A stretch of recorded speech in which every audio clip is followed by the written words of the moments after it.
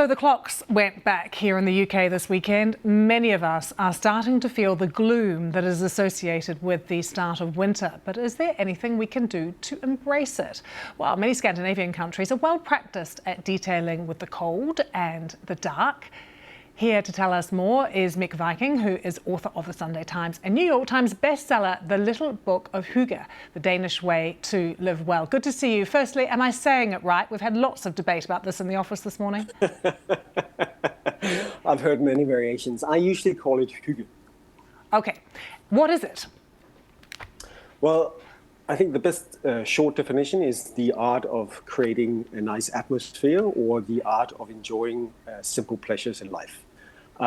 So it's a key sort of value or tradition in Denmark, practiced throughout the year, but essentially it's really a survival strategy for winter. I know you get cold and dark in the UK. We get it even colder and darker here in Denmark, and it's a way to sort of make the best of the situation. Creating a perfect night in and sort of enjoying what you can in the dark cold times. We've just been seeing pictures of clearly Scandinavians eating some delicious iced Scandinavian bun, which would definitely cheer me up if I was given one of those. They're delicious and they're very big in the UK now as well. But what is your sort of top tip, aside from eating good pastries? Pastries are tremendously important. And actually there was a British mother who wrote me a few years ago after she discovered hygge that earlier she would have had an afternoon with her two kids and they might have had tea on the sofa and some biscuits, and she would have called that a lazy afternoon. Now she calls it a hyggelig afternoon. So it was a way for her to remove the guilt. But lighting is tremendously important for Danes in creating a nice, warm, comforting atmosphere.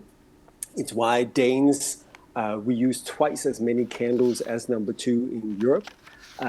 So you want to create these pockets or islands of light, not this sort of white overhead lighting that Danes consider quite harsh.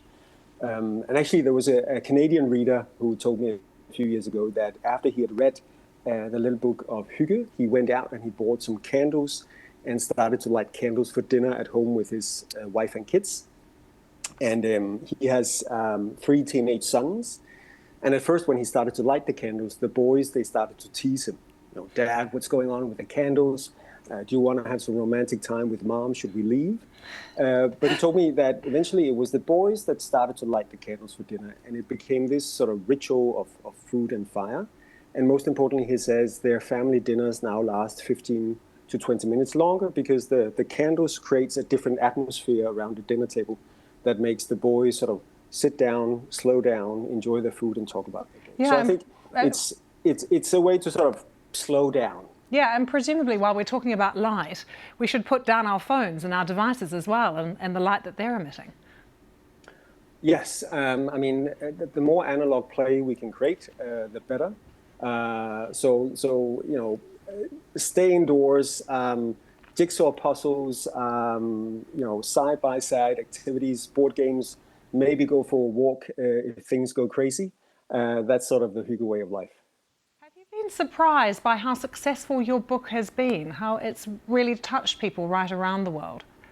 I think it's because we gave a name and a language to appreciate something that people were actually already practicing.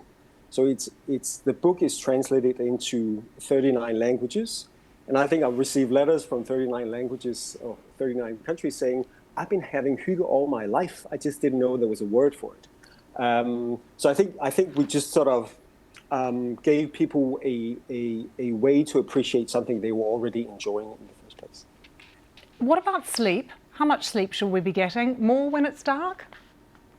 We need more when it's dark, but we also need to, actually to get outside and enjoy the little light there is. And there's still light to be had, even at my latitude or longitude. So if it's a little bit of light during the day, it's important to get out and get some vitamin D that really improves your mood. I think my teenage boys will be pleased to hear that more sleep is on the cards for them as well. Thank you very much for joining us. Important tips at this time of the year. Lots of discussion as well across the UK about when to turn on your heating. It's a hot topic.